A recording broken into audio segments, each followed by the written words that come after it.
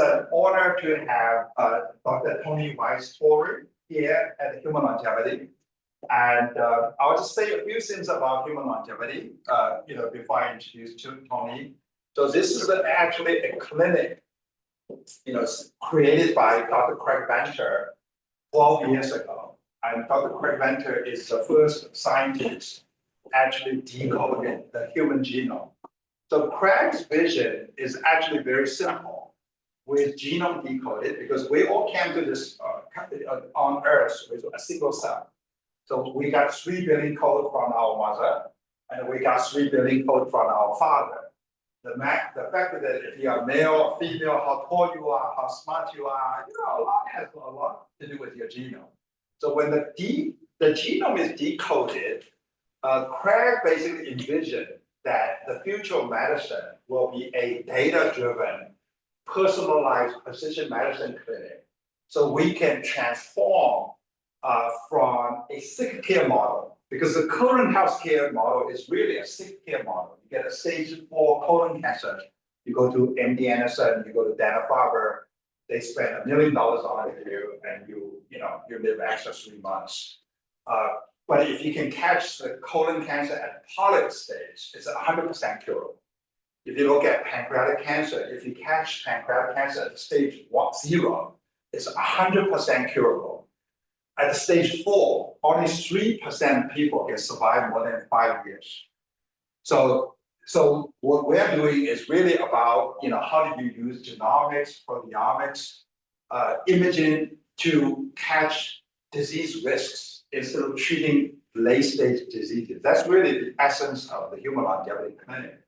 So today, Tony is going to talk about his protein chip study published lately in Nature, cover, and based on 6,000 proteins, we can actually predict the organ aging. When you're young, you can already know which one of your organ is aging faster, and then you can preemptively to intervene maybe.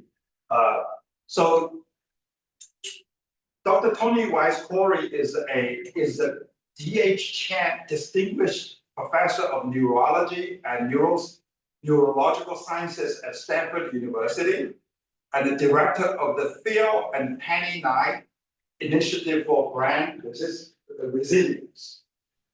He's one of the world's foremost expert on aging and brand health, and a true pioneer in the science of rejuvenation. Many of you will know his early work that made international headline, demonstrating that factors in young blood can reverse aspect of aging in old animals.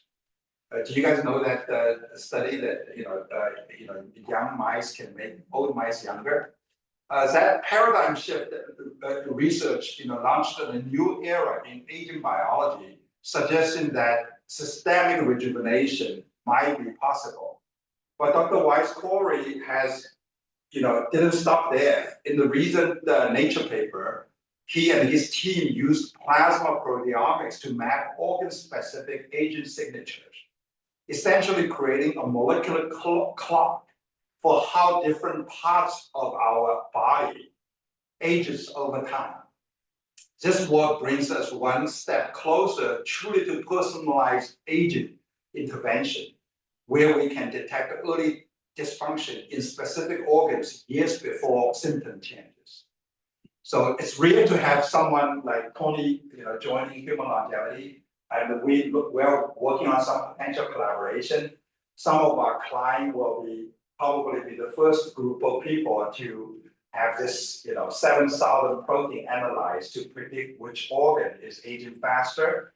And obviously, with we are working with companies doing like TPEs and rejuvenation, and this is really at the leading edge of proteomics. And welcome, Tony. Yeah. Thank you so much, Wei. Thank you for having me, and I also would like to introduce Paul Coletta.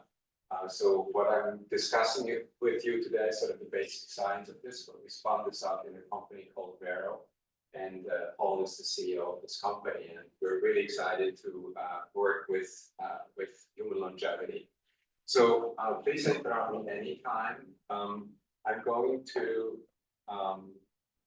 see. Let's advance. Is it working?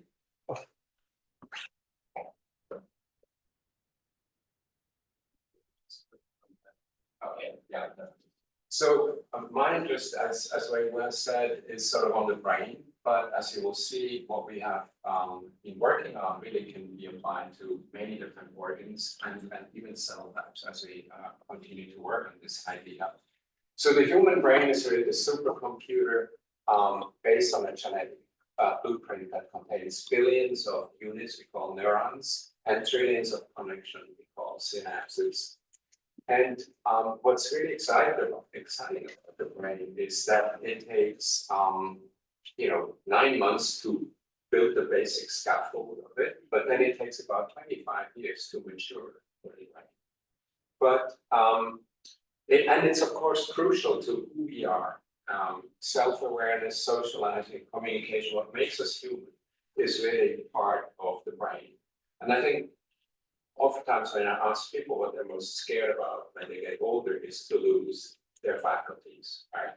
So to me, that is one of the most important medical problems that we have to address, to catch sort of dysfunction of the brain as early as possible so that we can start develop interventions like we do now with cancer. And when you look at the brain, as we get older, I told you there's sort of a peak performance at around age 25 to 40. But when you look at overall function, unfortunately, most of our aspects of cognition start to decline from early age on, from age 20 to 30. All these different aspects, such as processing speed, spatial visualization, memory, reasoning, they all decline as we get older. The only thing that keeps improving is our vocabulary. So I often make a joke that, we know more and more words as we get older, but we can't find them. But what's really interesting about the brain, and that's the case with all organs, there are individuals, we call them centenarians, that live to 100 years, and about a third of them have their brains completely intact. So if you apply a regular memory test, they actually score still almost perfectly fine. So that means our blueprint can generate an organ, a brain that functions perfectly fine for 100 years. So the goal that we have is to spot when does the brain start to decline in people and try to achieve to keep the brain in all of us functioning to a 100-year-old centenarian with perfect memory. So that's the goal. So can we develop a health compass to prevent disease? Can we build a compass that tells us how the brain is working, how it's functioning, what its trajectory is with age? And can we do that for any other organ as well? To catch these changes as early as possible towards developing treatments and towards developing or applying treatments that already work, that we know they have an effect, a beneficial effect. So the goal of such a compass has to be a monitor of molecular and physiological state of the organism. It really has to capture molecular substrates, molecular changes, we believe, to be the most precise. It has to be grounded in cell biology and science.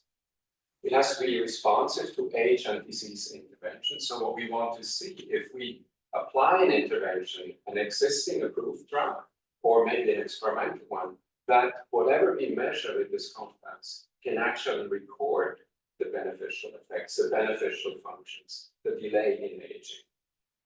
And then it has to be minimally invasive. And there's this magic fluid in our bodies we call the blood that has been mythical, I think, since people started to record, because they found if you cut yourself and that red fluid leaks out, you die. Right? So it has been clear that this has a very important function in our body. And here's just an example of the sort of the fountain of youth. This is a painting in Berlin from Lucas Cranach the Elder, where it shows that old people enter this fountain of youth and they emerge young and rejuvenated on the other side. And as you already mentioned, what our research and that from many others in the meantime has shown is that blood can not only be used to monitor health, but transfusion of young blood can actually rejuvenate old brains and many other organs in mice. And we started a company, Alka and then fused it or got acquired by a company called Grifols, which makes plasma products. And we could show in phase 1, phase 2 clinical trial that there are beneficial effects of administering young plasma fractions, so plasma from young donors to patients with Alzheimer's and Parkinson's disease. And these studies are still ongoing. A large phase 3 trial will be necessary to get clinical approval for this. But I know you do in TPE, which is sort of a version of this application of this type of science. So blood can also be used to study brain age and function, and this is really what I want to show you for the rest of this presentation. And again, please interrupt me if you have any questions or any comments. So we can then see really the blood at the center of organ physiology. It connects all the tissues in our body. It permeates our whole body, and it collects information from every cell in your body. And if you look at the blood, if you spin it down, then you get a cellular fraction that contains red blood cells and white blood cells that are involved in immune function and transport of oxygen and fatty acids. And then you have the liquid fraction, which is called plasma. And in plasma, we have thousands of different molecules, or tens of thousands of different molecules. And we have focused specifically on molecules called proteins that you all are familiar with, because we know where a protein comes from, how it's encoded in the genome, and proteins are actionable.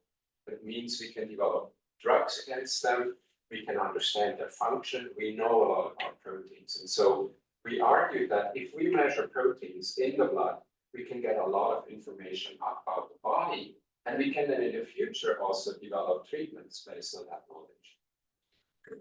And so we cannot do that only from the brain. So we can ask specifically which proteins in the blood come from the brain. We can also ask which ones come from the heart, from the blood, from the lung, and so forth.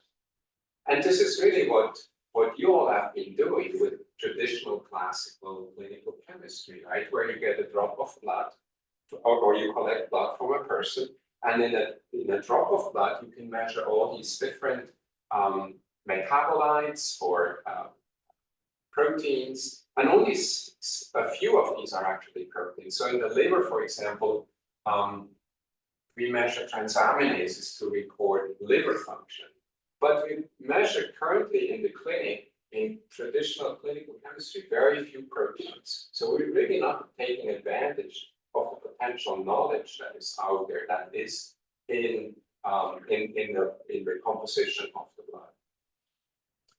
And so what we are working on, what we are proposing, is that by studying the blood and studying its composition with age, with genetic influences, with environment and lifestyle, we can really start to understand body physiology, but also on an individual level, and how a person's state of organs is and how it will be in the future. And so here is just one example of how we are trying to achieve this and sort of moving forward in this direction. This is from a study that we didn't conduct, but we obtained data from this study. This was a healthcare study with people from age 18 to 95, 4,000 healthy people were recruited here. Blood was collected, and then they measured 3,000 different proteins with a platform called SomaLogic. So this is a few years ago. And you can imagine when you look now in these people, these 4,000 people, you may find a protein that does not change at all with age, right? That is stable in all of us. So this is cross-sectional. We have only one sample from each person, but from 4,000. You can imagine a protein that increases with age, and we show an increase from blue to yellow if it goes up. Or you could imagine a protein that decreases as you get older. And then, of course, you could also imagine proteins that go up and down, that are not linearly changing.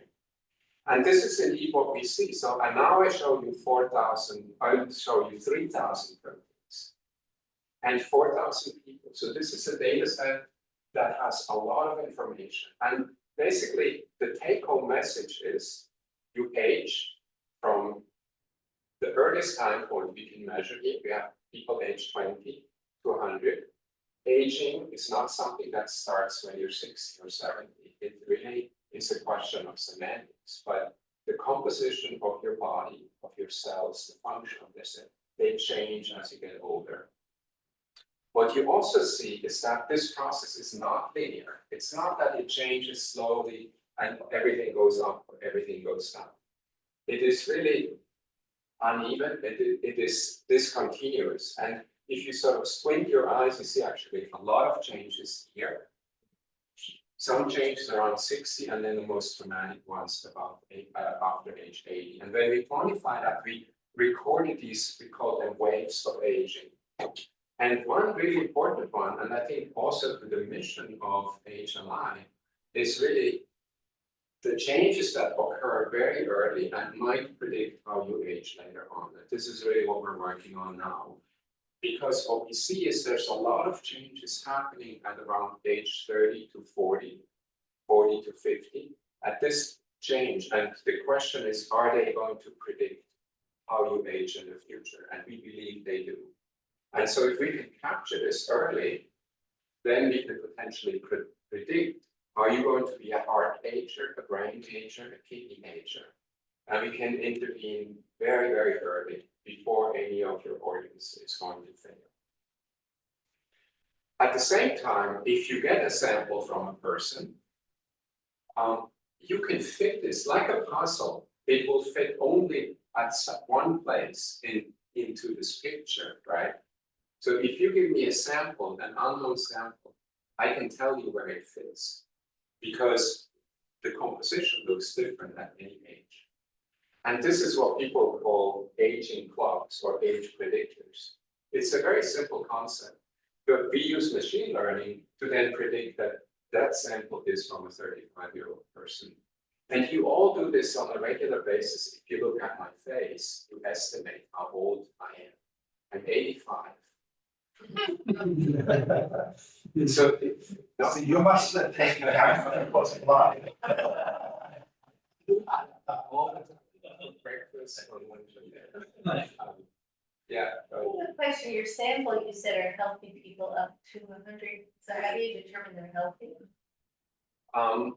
So it's a very good question because as people get older, they have sort of all kinds of age-related diseases.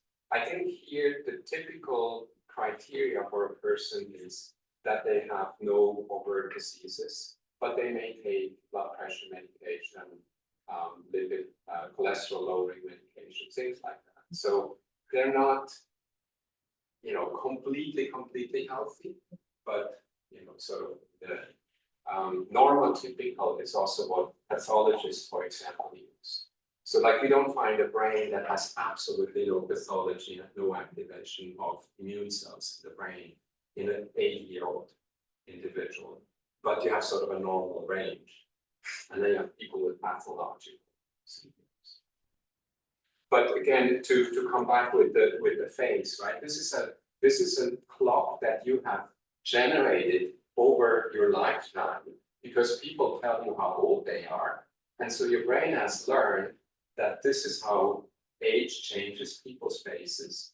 And when you see a new face, you put this into that model and you say that person is approximately this old. And of course, you tell them only if they look younger. You never tell them the other way. But there's actually there's a scientist, Jackie Han, out of Beijing, who has generated a model based on facial recognition, 3D facial recognition, and that model is incredibly precise in estimating the age, but also an age gap. And that brings us to the next question. So you don't predict necessarily the exact age of a person, the chronological age, how we call it. But what we find is that these models provide very exciting biological information about age and function. So if you get a drop of blood then from a person, can you develop a test for the brain, for the age of the brain or the function of the brain? So how old is your brain? Do you have a brain disease? Or even more important, are you at risk of a disease? And again, we can do this for the brain, but we can do it also for many other organs, we think. Quick question. Yes. Yeah, for the model that you presented in the previous slide, like, are those individuals are from different geographic locations, like the cohort of the people, like someone living in Asia versus Africa, anything like that? Yeah, that's a great question. So most cohorts, unfortunately, until now, have been largely Caucasians, but there is a growing number of studies that people now report. There's large studies out of China, and also the UK Biobank has some diversity, but it's still very limited. And I think there's a lot of power in comparing different ethnicities and then the disease risk that we already know that is present in different ethnicities. It's a great point. So again, if we get a blood sample and we ask which proteins come from which organ, we measure that, then we can, for each organ, we can basically build a model where we know the age of the person, and we estimate based on thousands of people how old these people are, and they fall sort of somewhere on this line, but not precisely. So it's not that if you were 80 years old that that clock will necessarily say your brain is 80 years old, but it gives you a range so that some people will be predicted to have an older brain and some a younger brain. And what people have found is that what we call a gap, this organ age gap, predicts organ disease and mortality in tens of thousands of individuals who have been tested. And this is pretty amazing because it suggests that the age of a tissue doesn't change in synchrony with your actual age. So it could be a little bit slower or faster. And again, if you think about the face, that's what we see, right? There are people who look older and other people who look younger.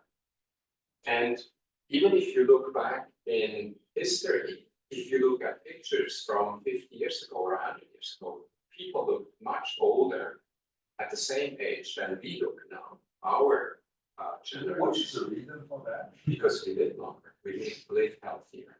The diet was usually very lopsided, right? You had sometimes you had good food, and then in the winter you had almost no vitamins, nothing, and people died very early. The average lifespan 200 years ago was 40. So That's I think in the good country, the bad one, so. yeah, it would be shorter, exactly, yes. So this really led to this study that where we recorded for the first time that you can measure the age of different organs in large numbers of people. In this study, we had 5,500 people that we studied with a platform that measured 5,000 proteins. And here's just one example.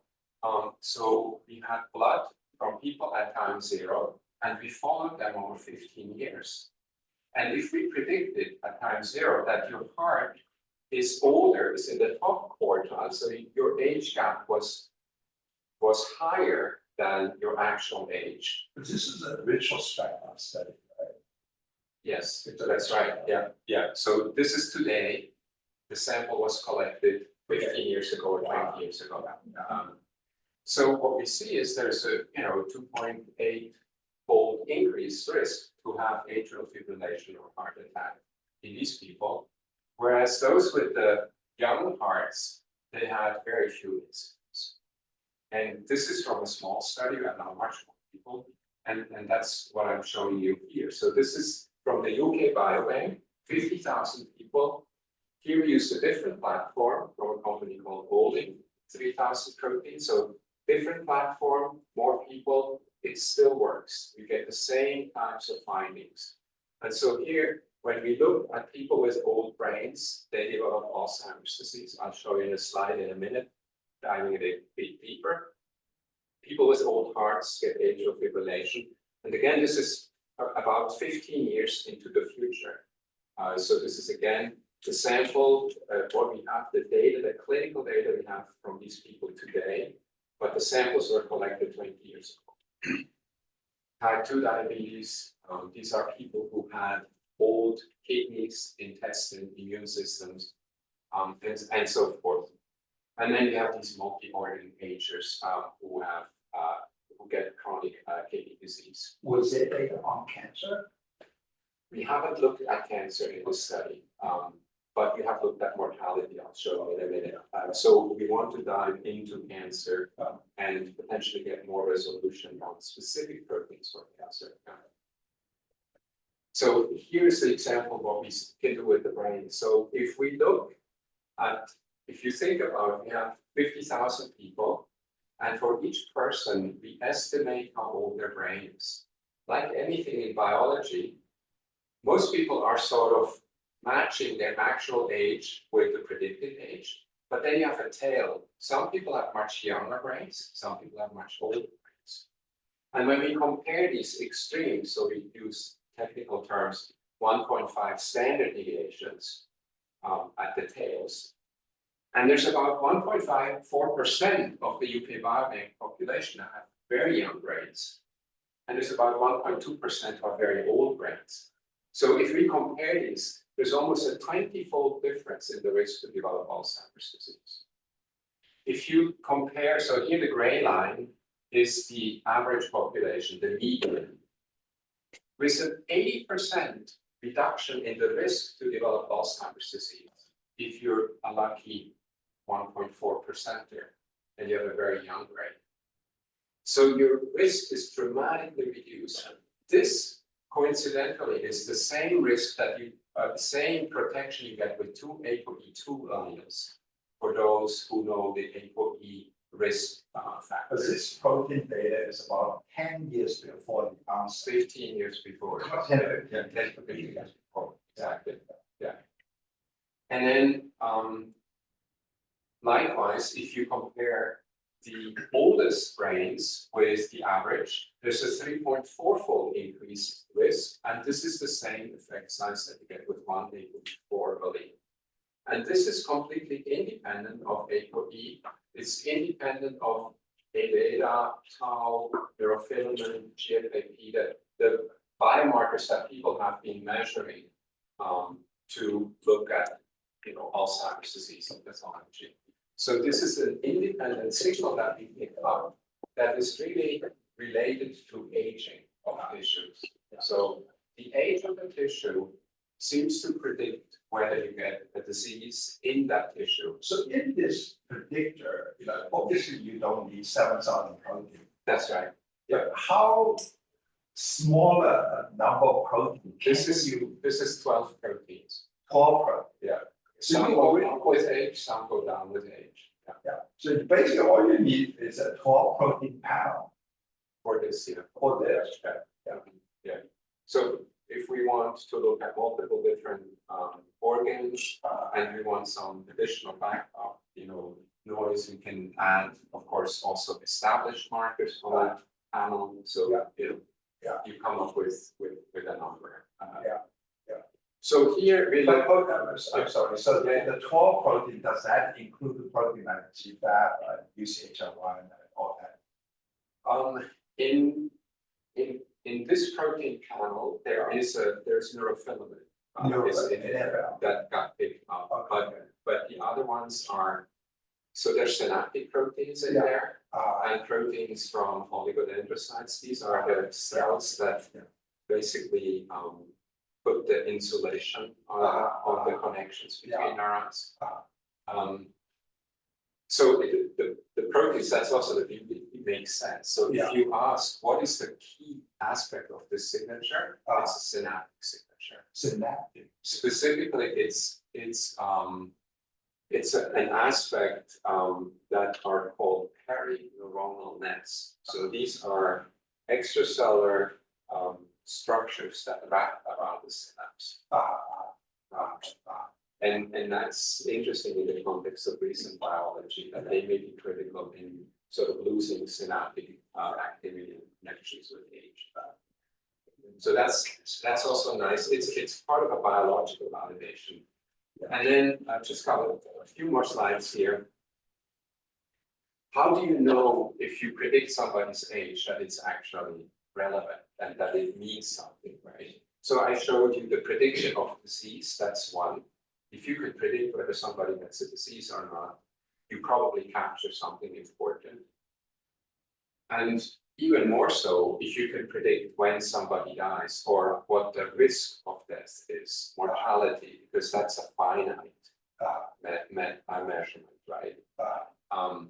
So here we look at mortality, and what you find, and these are hazard ratios, so your risk increases 2, 4, 6, or 10-fold to die in the next 10 years or 15 years. So when we ask which brain age gap is the best predictor, the strongest predictor of death, it's the brain, interestingly, and this is very strong data. Strongest predictor. So you have an odds rate and hazard ratio of about 3. So if you have a very old brain, you're much more likely to die than compared to the average person in the group. And then followed by lung and some of these other ones. If you have multiple organs older, you get an additive or synergistic effect, if you will. So 2 to 4 organs, your hazard ratio keeps increasing. Here, multi-organ agers, these have really, many of their organs seem to have accelerated aging, and the risk is about 8-fold higher to die.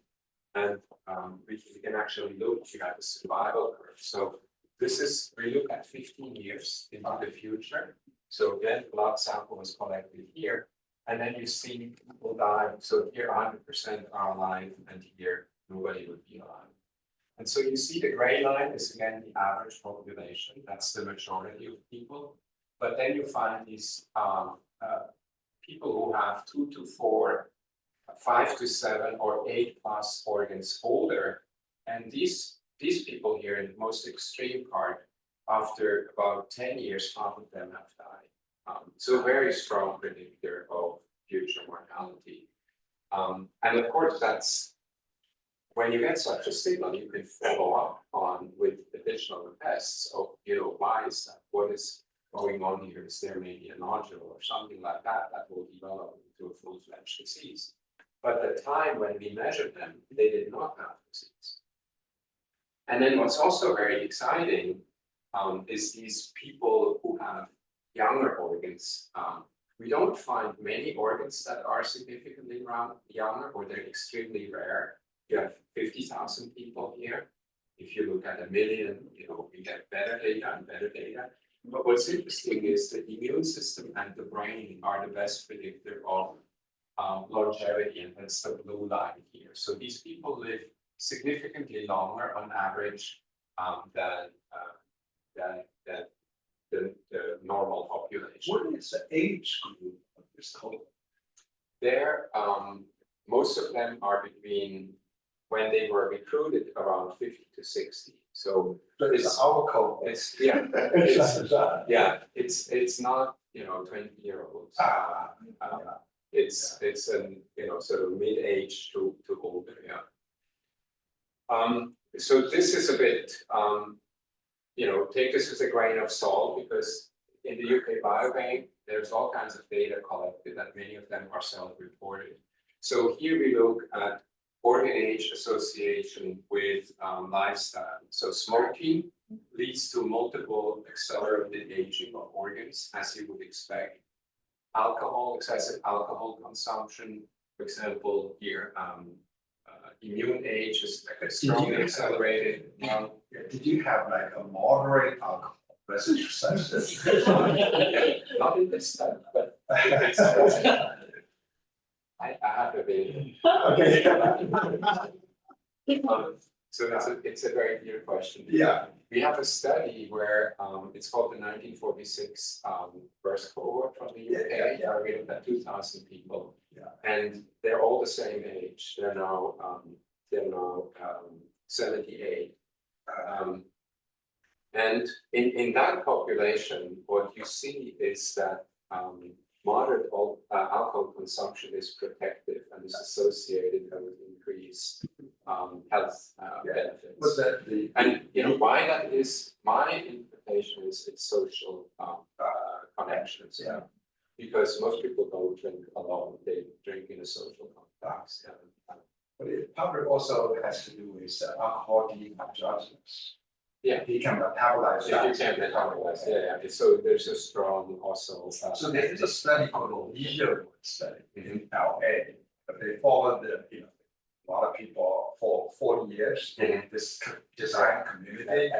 So some of the people actually survived to 90 years old and they can look back on survey. Yeah. So two things actually is good for surviving over 90. One is drinking coffee. Yeah. The other is drinking moderate alcohol. Yeah. So when I read that paper, I started to, but then I will read another paper saying alcohol is really bad, so I stopped on stimulates. I mean, in the last couple of years, there can be also recommended any alcohol is bad. Yes, alcohol is toxic to cells, right? Yeah. But it's a question of moderation, how much you have. Yeah. And then what other benefits come with it. Yeah. So it's always a That's lifestyle is complicated. That's why I say the vigorous exercise is the best. it's the best. Yeah, Go to school is education, the best. oily fish. Or Pork. pork is good. Yeah, at least it's not bad. Yeah. And these are maybe a bit more reliable. So here, primary news, postmenopausal women. That's probably the most reliable data. It's the primary is good. Yeah. Yeah. And so you get, and this is, I think, there's a signal in the heart, and I think that has been reported too in really large studies. That's why it was often controversial. Should women take estrogen replacement or not? And I think there's some benefits here, and maybe some signals in other words. Again, this is, we're starting to develop data here. This supplement, glucosamine, which is over the counter, has a positive signal, and we saw this also in our first study in 5,000 people. So we actually think that might be true. Ibuprofen also, cod liver. So again, some of these you don't know how many. What product did people take? How long did they take it? Did they take it once in a while? So again, that's why I think this is probably most reliable because it's prescribed by a physician. Women would remember if they have estrogen. But it could also be some took it for 2 years, some took it for So that's where we are. But this is really, we think, an actionable finding where we can go from a sample from any type of cohort, from working with you, we get a blood sample, we assign, we measure our organ ages, use the machine learning, get a profile of what is the age of your organs, and then together with medical knowledge, advice, and I think this is key, and this is really where you all come in. And working with us together, we're developing, actions based on if your heart is, older and is so much older, what is the next step that you're going to do? We believe that a test like this should not be given to people just anonymously, that they can download it on a website, because you need to be able to do something with it. And you can imagine, especially if people have a family history of a certain disease, or if you tell them your brain is 5 years older and your parents are maybe have already dementia, that is a very important signal that you want to follow up with really interventions that people can do something with. And so we want to provide interventions, advice, and then test again, 6 months later, and show that, now your organ is actually improving. If you undergo an exercise regimen, your brain becomes younger, and we can demonstrate. So this is where we're going. Question? Yeah. Question. Is this used in the methylation method or what? No, it's all protein based. Proteomics. All protein based. So we actually know what we're measuring, which most of the epigenetic signatures, we don't know what they mean Right. because we don't have the understanding yet for that. Yeah. So this is just a summary, but I think even at the next point, we believe advanced plasma proteomics opens the possibility for unprecedented insight into human cell and organ physiology on an individual basis. Our medical system now refers everything to the median, to groups. If you run a clinical trial, it's always compared all people together. Here we can start to do individual trials, right? Because if your heart is older and we do an intervention, we can test whether your heart is actually getting younger. So that's all I have. Thank you for that.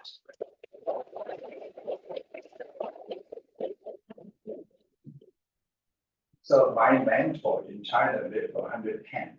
Wow. Yeah, so his number one religion is, you have to be very calm regardless of, the situation that you are in. So and he was able to give a lecture when he's 108 years old. So his brain clearly is very, very active. So maybe that's the reason he lived 110. So Yeah, so I'm directing this initiative funded by Finland May at Stanford, 1900s. Yeah. And we're trying to understand, how can some people live to, what we said of the mentor, to 100, 110, and they still function. How are they special? How are they different? We're actually just embarking on a study with NL Steger, who runs the 100+ Amsterdam study. And fingers crossed, we'll get about 2,500 samples from individuals. No, just centenarians and an age continuum. And to really start looking at signatures in the oldest old and see from this trajectory that I showed you, this yellow, blue, Roy Lichtenstein painting, starting to go 100 years. Are there some of changes that go down again? We really have some access to supercentenarian serum.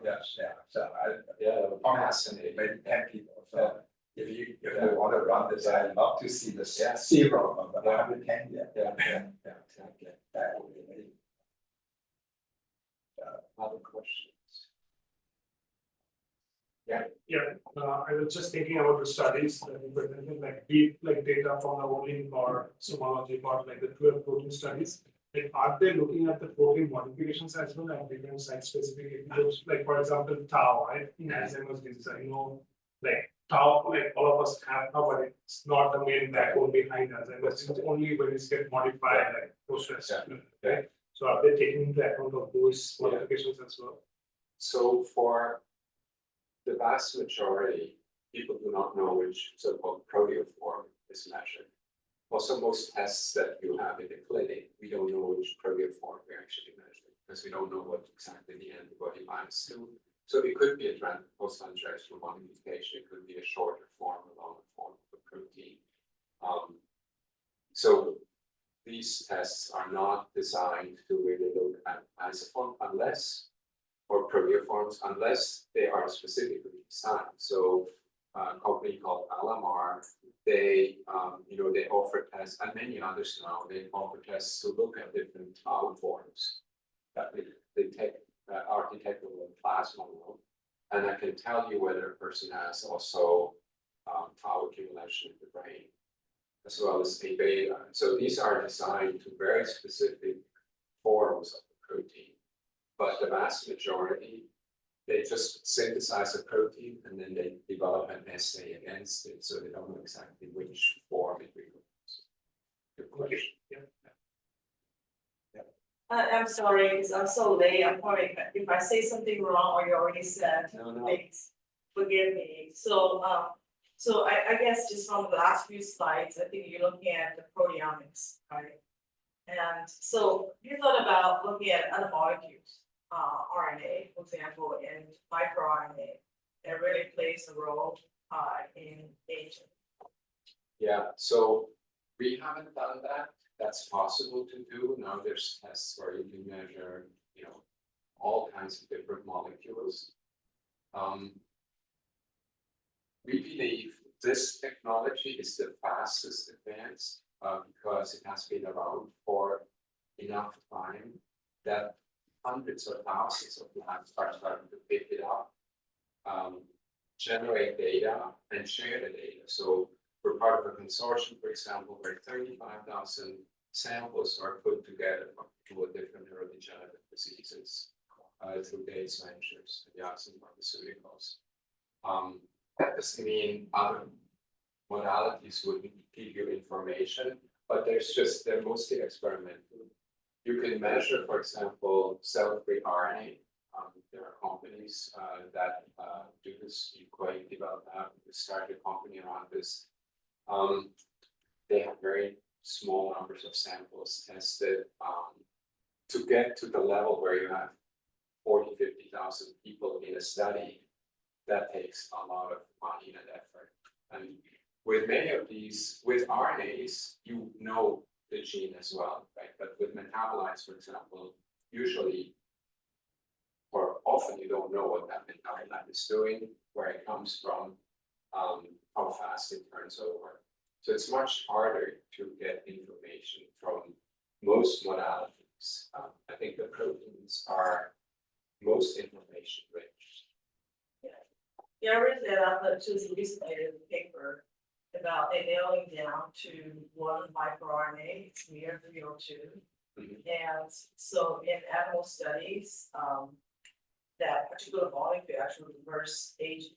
Yeah. Started with, 20-month-old animal, and then just inject exosomes containing the VO3-CO2 molecule, and the effect is just very phenomenal. It's basically they're looking at the hair regeneration and also brain function, right? So in those water-made studies and mice and old animals, they just keep swimming, they couldn't get out. But these animals after treatment, they actually got out, just like a young animal. Yeah. So it may be worth. I don't know the technology behind looking at these microRNA. It would be interesting to see if samples also have high expression. Yeah, in these. we definitely have looked at microRNAs in mice and profiled all the cell types, and they may come from different cell types, so you cannot necessarily collect them in plasma, and then some of them are not conserved in humans and mice. So, and of course, we're not trying to have a treatment here. We're trying to predict who gets disease. So this is more going towards maybe a treatment. Did you look at skin as an organ? I know Ruby is interested in skin aging. Yeah, so it's the biggest organ in our body. Right. So we're trying to get good skin data because in order to make a good clock, you need good functional data, right? Yeah. So you need to be able to validate it. And right now, there's no, in these data sets that we upload, there's no good functional studies of the skin. We're working separately with L'Oreal, and that's probably the most advanced research on skin function. So I was just talking to the head of R&D from L'Oreal. He was Rick Durant's What is his name? I'm blanking on his name as well. So I'm talking with a geriatrician who's an advisor for our company, Anke Bishop Ferrari. She knows him, and so we had a couple of calls already, and to try to see if we can do a collaboration. So you're saying basically there's no functional readout for skin. Well, no, in these data sets that we have. Right. So ideally you have something like, somebody develops melanoma or, indicators of that you can validate your age gap. If I tell you have, your skin is 5 years older, can I prove that this leads to a skin phenotype in the future? If there's no relationship. How about wrinkle? Yeah, wrinkle, Wrinkle, yeah, yeah. yeah, so that's what they can measure, right? Really So, cool. yeah, exactly, so exactly, that's what L'Oreal is doing, right? They have all these indicators of, you know, the finest changes in your skin. Yeah, And if you can predict, you know, is somebody going to show accelerated skin aging, you can maybe treat their skin much earlier. And, you know, this could be just, I mean, you could just say, okay, this is just vanity, yeah. but people respond to how they look, right? Okay. And it makes them feel good or not.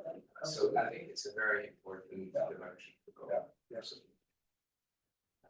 People willing to pay asking or aging more than other workers. I was curious about like, how much, if at all, like, day-to-day fluctuations in your proteins are affected, like, do you need multiple tests, or how do you tell that? Yeah, so that's a major problem with a lot of assays that you do in the clinic, you know, any test. And what these tools and the machine learning tools tend to select are those features that are stable, right? Because if something would fluctuate all the time, you couldn't build a model that is reliable. That doesn't mean, you know, they're the best markers and they're totally solid. We know that some of them, you know, have circadian rhythm. Actually, a lot of proteins in our body and genes, you know, they change with the daytime. So, you know, ideally you collect the plasma or the blood in the morning, and that's, you know, what most people would do. But that's definitely a consideration. And I think as we learn more, we will get better and better markers. So do we have the 50,000 people's data? That is what our AI is based on. Then we're testing it with human customers. Yeah, so it's an accumulation of multiple different studies. With right now we have probably about 80,000, close to 100,000 samples analyzed. And there's a lot of other groups that are starting to use the same idea. I get emails, you know, at least once a week, somebody wants to apply. See, companies doing this, but I'm not sure if they're doing the right. Yeah. Thing. Mhm. So methylation method is kind of out. It's Because it's out. unreliable. It may have you know, it may have an application. It's very precise, I think, but in humans, you know, you can only get blood cells when there are cheek cells to do an epigenetic test, and then you can try to infer on some of the profiles what the organ age is of other organs, because maybe some of these cells, you know, they circulate through the kidney, and so they pick up the signature from the kidney, but it's much harder to do it, and some of these advanced epigenetic clocks, they actually use clinical information. They use clinical chemistry to boost their predictive models. Not accurate. No, they're accurate, but again, they cannot record, for example, the age of a neuron, which you can do with a protein. Because the protein goes from the brain into the blood, and then we can measure it in the blood, and so it tells us something about it. I see. So there is an ongoing debate about like an optimal protein intake. Mhm. Do your study support higher intake of protein, you know, to help Yeah, personalize the longevity? That's a really great question. So with Heike Bischoff-Ferrari, we are working on a clinical trial to test that. With a clinical product, a protein product that has shown a lot of promise, that's being tested in the double-blind placebo-controlled study. And this is really what we at Vero want base our science on. We're basing our science on clinical trials where we know people have tested something and it shows an effect. It shows an effect with our products. So stay tuned. Hopefully, in half a year or maybe it takes a little bit longer, we'll have results from that study and apply all our organization products. But in humans, there is no real evidence in a placebo-controlled study that high protein intake, to my knowledge, is beneficial. Most of it is anecdotal or comes from past. On that same note, I feel like recently I read something about creatine having positive effects on Alzheimer's. And I'm wondering if that is anything that crossed over. Yeah. Really, most sort of advertisements that you see, they're not based on any medical, hardcore clinical trial results. Except exercise, but that you cannot do placebo-controlled studies, right? Because people know if they exercise or not. And then one study that Inhan did, that's why we work with her, she tested in about 3,000 people, omega-3 fatty acids, vitamin D, and exercise. So this was a 4-arm trial, and that showed significant benefits, reduced cancer risk for, I don't know what cancer it was, but that's the study we work with. Again, Did you see signal for a brand agent with a vitamin D and exercise? Functionally, yes. So No, what on your program. we haven't done it Yeah, yet, but we're about to run that study. That would be fascinating. The epigenetics said 3 months over 3 years, that would be That's right. 3 months improvement over 3 years. So really, I think what you want is to show functional benefits and then underline molecular evidence, right? Without Has any study been done with like young blood, you will change the organ aging using this proteomics platform? in mice. In mice. In humans, we have from a phase 2 trial. It's a small trial, but we clearly see changes that are consistent with beneficial. And then there was recently the study from what's the company's name? Circulate. That's With the epigenetic effects. Which you offer here, and We have a machine. Yeah, we it'll just be looked one at of it. our first With 3 cohorts. Wayne and James, we looked at it. Yeah. So, yes, I think this is going the right direction. That they want more data, but this So I looks want very to good. run your test before I do TPD. Yeah. And then I want to run it after. So, Yeah. see how. You don't want to do it immediately after, right? Because you. Well, I can do it every week, right? Yeah, absolutely. So it's yeah, so maybe you can give us a few free tests, I'll guarantee you the answer for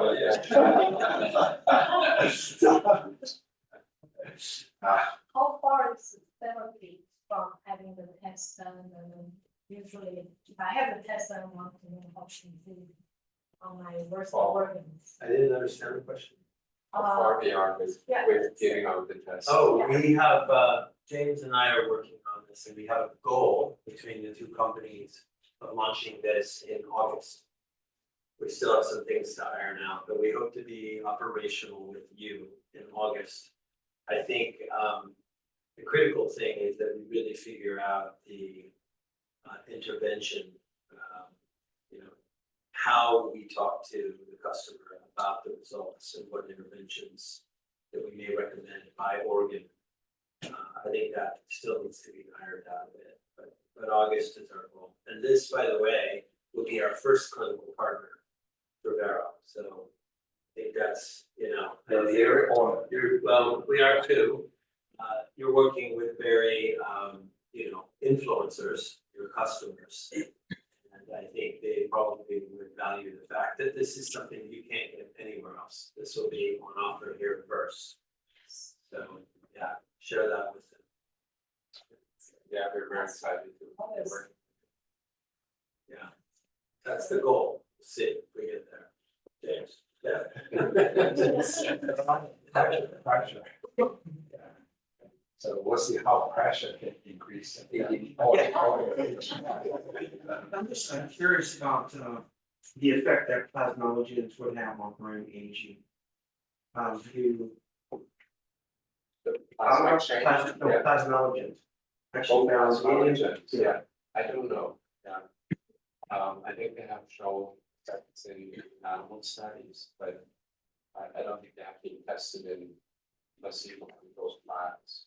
So you haven't done I saw that you guys were involved in the bucket use paper on TPE. They just published. We were not.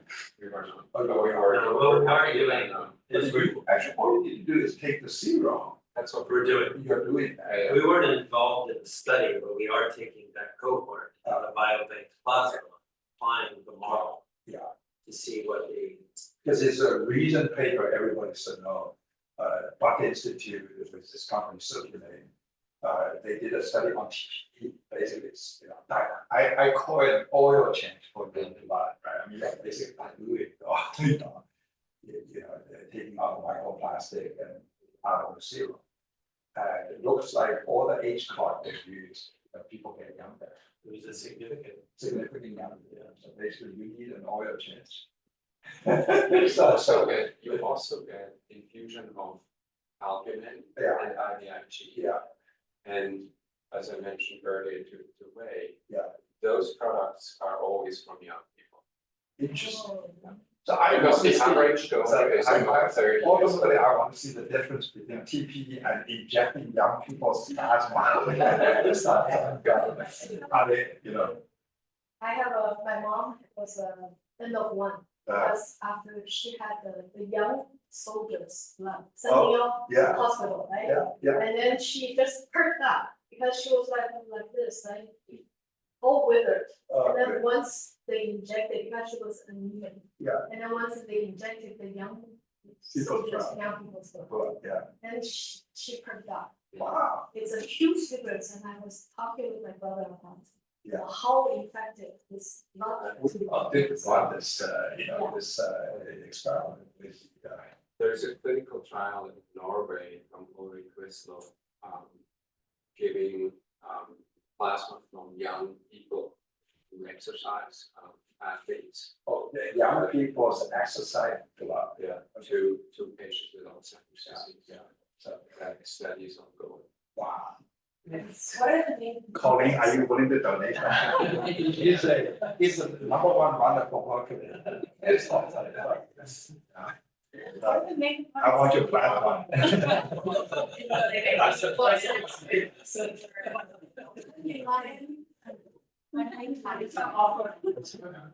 So the question was, what is the line that is beneficial? Short answer is we don't know. But I thought It's- GF9. yeah, so it has lots of growth factors that are probably part of what's beneficial. But what we also see is with age, there's accumulation of bad factors, inflammatory proteins and other proteins. And so it's really a combination of loss of good things and accumulation of bad things. That's why just taking out bad things is beneficial. But as I said, you actually also give a little bit of good things. And especially the IVIG is a wonder drug, and that's what you get. And that, nobody has done a clinical trial just giving IVIG to all people. But these are immunoglobulins that are purified from the plasma. That's the most valuable ingredient that these companies produce from plasma patients. And anybody who has immunodeficiency, who has an incurable disease, or is on a transplant, so cancer survivor, they all have IVIG. And I think it's part of the success of these treatments. Oh, IVG is growing, nice. And this is part of what you get in TB, because Oh, you take take out- IVG. usually that's part of the regimen because you take everything out, right? So if you take person's plasma out, then you're immunodeficient for a few days. Wow. Until your body produces it. So GMs don't do it when you get on. No, that's fine, that's fine. That's fine. That's They right. didn't have the IVIG, so. Oh, we didn't have the IVIG. No They problem, were just saying money. So James was our first guinea pig of the TPE, but I thought you were traveling and all that, now we understand why. Immunoglobulin. Thank you guys. Quick question. Thank you very much. Just one quick question. Yeah, so I just got my second TPE yesterday and talked to the key props. And we were talking about IVIG, so I'm gonna get it next Wednesday. I'm trying to get them to give me 80 grams. Yeah. What, I'm just joking about that, but what is, the therapeutic dose, the ideal? They were talking about 2 But I grams. think it's also in this clinical file, and there's, I mean, it's a standard. Yeah. You should, you circulate that, study, I think, Probably said that in that paper. So really, Yeah, that'd be great, yeah. Yeah, I think it's a standard dose that you'll give. Thank you again. Thank you so much. Thank you so much. Yeah. So what we did, what I-